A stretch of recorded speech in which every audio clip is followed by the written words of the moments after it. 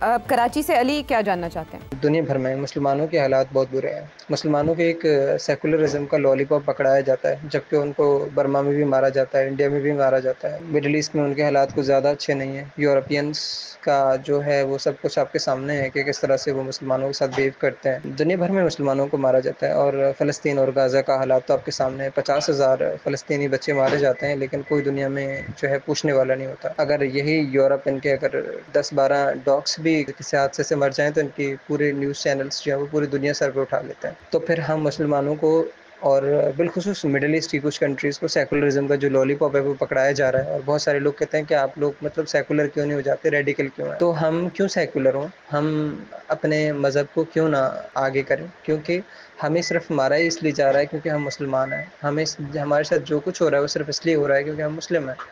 کسی اور قوم کے اتنے سارے لوگ مارے جاتے تب تک بہت کچھ ہو چکا ہوتا. اور مڈل ایسٹ کی جو کنٹریز ہیں وہ بہت تیزی سے سیکولرزم کی طرف بڑھ رہے ہیں، جبکہ یہ ورڈ جو اس دنیا میں ایگزسٹ نہیں کرتا. یہودی صرف مسلمانوں کو اس لیے مار رہے ہیں بیکاز کہ وہ مسلم ہیں. میرا خیال ہے ابھی میں نے اس کا جواب دیا ہے، مگر میں پھر دیتا ہوں. یہ آپ کی غلط فہمی ہے، تاریخی بھی اور ویسے بھی. میں ایکسپلین کرتا ہوں. سیکولر کا یہ مطلب نہیں ہے کہ آپ اپنے مذہب کو چھوڑ دیں. سیکولر کا یہ مطلب نہیں ہے کہ آپ مذہب کے ذریعے اپنی سوچ تبدیل کریں یا رکھیں. سیکولر کا صرف یہ مطلب ہے کہ عام زندگی میں اور ایک دوسرے کے ساتھ جو تعلقات آپ نے بنانے ہیں انٹرنیشنلی بھی اور ڈومیسٹکلی بھی، وہ مذہب کے اوپر بات کریں. اگر مذہب کے اوپر کریں گے تو لڑائی جھگڑے ہوں گے، کیونکہ ہر بندہ اپنے مذہب میں یقین رکھتا ہے اور بڑا پیشنیٹلی بلیو کرتا ہے. انٹرنیشنل افیئرس کے اندر مذہب کو بیچ میں نہیں لانا چاہیے. یہ سیکولر کا مطلب ہے. یہ نہیں ہے کہ آپ اپنا مذہب بھول جائیں یا آپ لادین ہو جائیں. نہیں، سیکولر کا یہ مطلب ہے کہ کانسٹیٹیوشن اور انٹرنیشنل افیئرس کے اندر، کیونکہ دیکھیے کہ مذہب مت لائیے. بیکاز ایگزامپل میں آپ کو دیتا ہوں. جیسے ہم نے فیڈرلزم کریٹ کی ہے کہ سینٹرل حکومت جو ہے وہ نہیں چلتی، فیڈرلزم چلنی پڑتی ہے، لوگوں کو اپنے حق چاہیے. اسی طریقے کے ساتھ you have to give freedom to people, اور especially in intergovernmental relations. تو اگر آپ نے ایک اسلامی نظام جیسے ایران میں آپ نے بنایا ہے یا افغانستان میں آپ نے بنایا ہے، تو آپ دیکھیں گے کہ اگر آپ اس کو آگے بڑھاتے ہیں تو پھر آپ کانفلکٹ میں آئیں گے. You will enter into a conflict. آپ دیکھیے فرسٹ ورلڈ وار اور سیکنڈ ورلڈ وار، کیا آپ کا خیال ہے ورلڈ وار جو دو ہوئے وہ کوئی ریلیجن کے بیسس پہ ہوئے تھے؟ No. اس کے اندر کوئی ریلیجن کا ایشو نہیں تھا.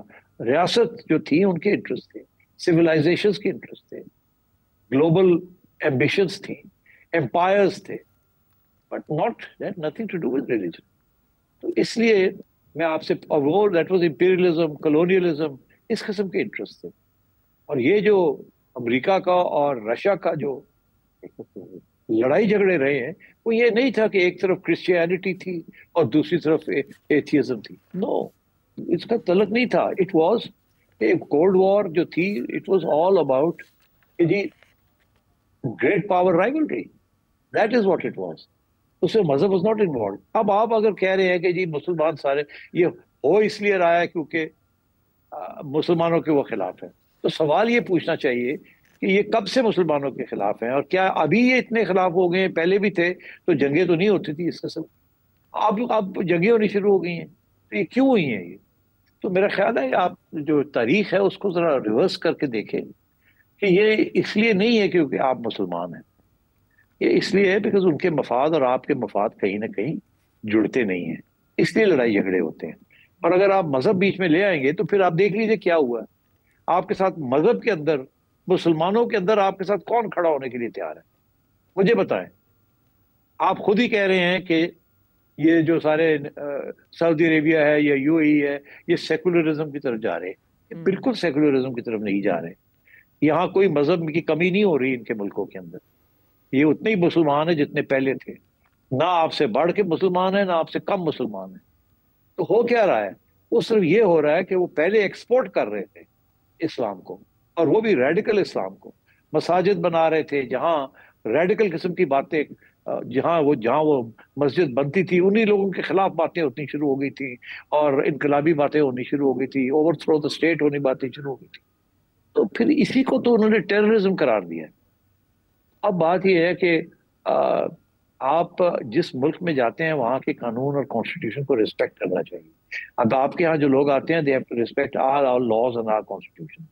हमने अपने लॉज को काफी हद तक इस्लामाइज कर लिया है, और जहां वो इस्लामाइज नहीं किया वो इसलिए नहीं किया बिकॉज वो कारोबार के दरमियान वो प्रॉब्लम्स बनते हैं। बिकॉज आजकल वो कहते हैं no nation is an island, कोई मुल्क जो है वो अपने तौर पे नहीं जिंदा रह सकता। We are all interacting with each other, integrated with each other. और आज तो even more with artificial intelligence and with internet, तो आप तो हर जगह पे पहुंचे हुए हैं और वो हर जगह पे पहुंचे हुए हैं। How can you distinguish on the basis of religion? You can't do this. आप अपना मजहब अपने पास रखें, खुद नेक हो, do good things and try and follow your own principles in your own country to that extent that you आप किसी और के ऊपर आप इल्जाम ना लगाएं या उनके साथ लड़ाई झगड़े ना करें। तो वो जो रूल्स हैं इंटरनेशनल ऑर्डर के, they have to be outside religion, they can't be based on religion. वहां तो एक religion will fight another religion. So I think ये मैं समझाने की कोशिश कर रहा हूँ कि ये आप जिस तरीके से सोच रहे हैं ना वो गलत सोच है। ये गुस्से वाली सोच है, इसमें तारीख का कोई रोल नहीं है। आप थोड़ी सी तारीख पढ़े, आपको पता चलेगा ऐसी बात नहीं है। ये यहूदियों के खिलाफ तो सदियों से एक महाज एक सोच है, सिर्फ और क्रिश्चियंस के अंदर थी ये सोच। तो शुरू तो क्रिश्चियंस के अंदर थी ना, because of what happened to Christ and so on. तो अब बात ये है कि हमारा तो हम तो क्लेम करते हैं कि ये तीनों रिलीजन्स जो हैं they follow the same line. सो मतलब है कि so I think let's be a little careful about this. Secularism समझते ही नहीं है लोग, इसका मतलब क्या है। लोग समझो अल्लाह दीनियत और जी असी मुसलमान है साढ़े खिलाफ ने, तो भाई साढ़े खिलाफ क्यों ने? ये क्रिश्चियंस ने तो एक दूसरे के खिलाफ रहे हैं, एक दूसरे को मारते रहे हैं। इनके अंदर कितनी खारिजें हुई हैं, लोग खारिज हो गए, इतने ब्रांचेस हैं चर्च के, मगर दे सर्वाइव ना, they don't fight with each other. हम तो यहाँ हमारे यहाँ भी तो इतने फिक है एंड सो ऑन। तो I think that is what I was trying to explain. ये जो बात है मैं फिर से कहूंगा कि वो हमारे खिलाफ है क्योंकि हम मुसलमान हैं, ऐसी बात नहीं है। हाँ, हमने मुसलमानों ने एक स्टेज पे कुछ लोगों ने कुछ मुल्कों के अंदर उठ के हथियार उठा लिए, बिकॉज उनका भी यही ख्याल था जो आपका ख्याल है कि हमारे साथ ज्यादती हो रही है, हम मुसलमान हैं, हमारे साथ ज्यादती हो रही है, हमारा तेल लिया जा रहा है, हमारे साथ ये हो रहा है वो हो रहा है। तो उन्होंने हथियार उठा लिए, तो फिर उसका नतीजे आपने देख ही लिए ना क्या हुआ। तो अब वो दौर खत्म हो गया है। अब दौर ये है कि इंटरनेशनल रूल्स बेस्ड ऑर्डर होना चाहिए। I think we should not bring religion into it. ठीक है, सेक्युलरिज्म क्या है आपने मिसालों से बता दिया। हिस्ट्री की स्टडी से इन डेप्थ इस ओपिनियन को शेप करने में मदद मिल सकती है। अब एक और दिलचस्प सवाल है सेठ साहब, वक्त हमारे पास कम है। अब्दुल्ला हुसैन अवान क्या पूछ रहे हैं? साहब, आज से कुछ अर्सा कबल आपने इमरान खान साहब को एक नसीहत की थी जो काफ़ी मशहूर भी हुई। अब एक नसीहत आर्मी चीफ, वजीर आजम, सरबराह आनी बेंच को भी करें। नसीहत अब मैं क्या करूंगा, ख्वाजा आसिफ ने सारी बात तो कर दी। ख्वाजा साहब कहते हैं कि जी हाइब्रिड सिस्टम ये सिस्टम है जो चलेगा, अल्लाह करे चल जाए। हमने मुख्तलिफ किस्म के हाइब्रिड सिस्टम से देखे हैं ना पहले, ये पहली बार तो नहीं है कि हाइब्रिड सिस्टम है। हमने मार्शल लॉ भी देख लिया है, उसके बाद हमने हाइब्रिड सिस्टम्स भी देख लिए हैं। ये इमरान खान और शहबाज शरीफ साला सिस्टम से पहले भी हाइब्रिड सिस्टम है। हाँ, और जब हाइब्रिड सिस्टम को किसी ने तोड़ने की कोशिश की है तो उसे अंदर सिविलियंस की छुट्टी हो गई। और अगर आपने उसको बंदूक दे दी है और एक दफा नहीं, दो दफा नहीं, 3 दफा आपकी अदालतों ने उसको कानूनी तौर पे भी हक दे दिया है, तो फिर उसके बाद क्या रह गया?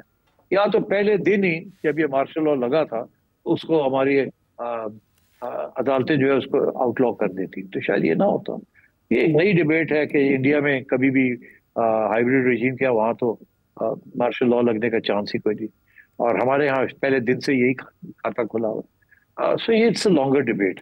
अब हदायत में क्या करूँगा, मैं यही कहूँगा कि अल्लाह करे ये जो हमारी क्राइसिस है इस वक्त, economic, political, strategic, geo strategic, हम इस क्राइसिस से निकलें। बिकॉज अब ये हकीकत तो ये है कि हम मायूस हैं, हम अपने सियासतदानों से भी मायूस हैं। वो आपस में इतनी लड़ाई झगड़े किए हैं कि फिर उन्होंने रास्ते खोल दिए अफवाज पाकिस्तान को मदाखलत करने के लिए फिर से। अब यहाँ से इसके बाद कहाँ जाएंगे हम? कोई नया लीडर हमें नजर नहीं आ रहा सियासी, सिविलियन। تو پھر یہ ہے کہ اس صورتحال میں تو جو ہے اسی کو چلانے کی کوشش کریں، بیکاز حالات بڑے مشکل ہیں۔ البتہ میں ضرور یہ ہدایت ضرور کروں گا کہ ایک طرف ایک بڑا تکڑا آرمی چیف، ایک بڑی تکڑی فوج، اور ایک طرف ایک حکومت جس کے اوپر ابھی تک کوئی گہرا کرپشن کا الزام نہیں لگا، سیاسی حکومت لگتے ہیں چھوٹے موٹے لگ رہے ہیں مگر کوئی اتنا بڑا سکینڈل ابھی تک نہیں ہوا، اور by and large government has been okay, if not very good, it's been not bad, considering کہ ہمیں بہت بری حکومتیں بھی ملی ہیں اور رونا دھونا بھی بڑا ہوا ہے، اور اس قسم کے حالات میں آئی تھنک یہ ارینجمنٹ جو ہے از ورکنگ ریزنبلی فائن۔ اب ریئلسٹک تو یہ ہے، جو آئیڈیلسٹک بات ہے وہ تو یہ ہے کہ جی فوج should go back to barracks، نئے الیکشن کرائیں اور اس کے اندر عمران خان صاحب آ جائیں اور عمران خان صاحب آ کے پھر دھجیاں اڑانی شروع کر دیں جیسے انہوں نے پہلے دھجیاں اڑائی تھی، اور اس کے بعد کچھ رہی کچھ نہیں جائے گا، اور پھر ایک مداخلت ہو، پھر مداخلت ہو۔ تو میرا خیال ہے بہتر یہ ہے کہ کوئی کمپرومائز ڈھونڈی جائے، کسی طریقے کے ساتھ ایک پاپولر پارٹی باہر بیٹھی ہے، اس پاپولر پارٹی کو اکوموڈیٹ کرنے کی کوشش کریں۔ اگر ایران اور امریکہ اور اسرائیل کے ساتھ سیز فائر ہو سکتی ہے اینڈ دین نیگوسیشن، تو میرا خیال ہے میری advice to both sides, Khan صاحب اینڈ ٹو جنرل صاحب، اس کے سیز فائر کر لیں اور اس کے بعد ٹرسٹ بلڈ کریں اور اس کے بعد نیگوسیشنز کریں اور اگلی الیکشن کی تیاری کریں 3 سال کے بعد، اور اس الیکشن میں try and get free hand to everyone. جو نئے رولز بنانے آپ بنا لیں تاکہ آگے سے کوئی ڈیسٹیبلائزیشن نہ ہو، کوئی ایک ڈکٹیٹر نہ بن سکے، کوئی ایک دوسرے کو اڑا نہ سکے اینڈ سو آن، اور مل جل کے کام کریں۔ If you can do something like that, I think Pakistan will be better off. مجھے ایسا لگتا ہے کہ آپ نے من پسند نصیحت کی ہے عبداللہ حسین اعوان صاحب کی، دل کی بات کی ہے، وہ یہی چاہتے تھے کہ آپ کے منہ سے یہ سنیں۔ پی ٹی آئی کے لیے نرم گوشہ ہونا چاہیے اسٹیبلشمنٹ کے دل